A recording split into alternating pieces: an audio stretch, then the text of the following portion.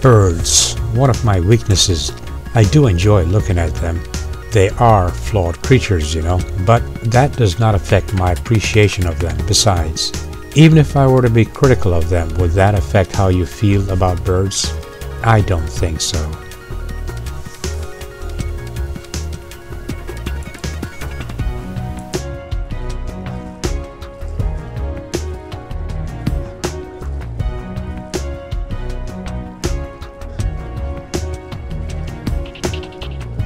I provide a service that I'm very proud of, but to appreciate my service you must think outside the box, and you must dismiss your notion of good and bad. I think that the preoccupation of seeing things in terms of good and bad suffocate what could be learning experiences and promote moral judgment when such conditions are misleading. If we vow, starting today, to question our impulse to see things in terms of good and bad, but instead to see things as experiences, then we can get a better fix on everything. The war in Iraq is a good example. To say it was a good war or a bad war depends on your perspective and the degree of sacrifice you made personally. Good for whom? Bad for whom? But when you look at it in terms of it being an experience, then you come away with a perspective relative to who you are, based on your character and your level of conscience, not to mention how you personally profited. See what I mean?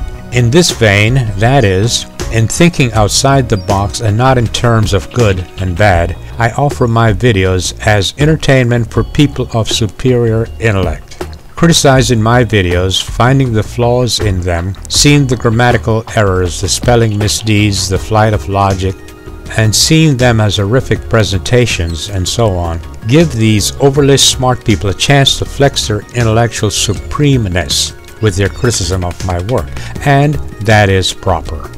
Their attitude towards what I create does not make me a lesser person in my eyes. I'm very comfortable with me and who I am. It simply reflects their intellect. I will still have fun doing what I do.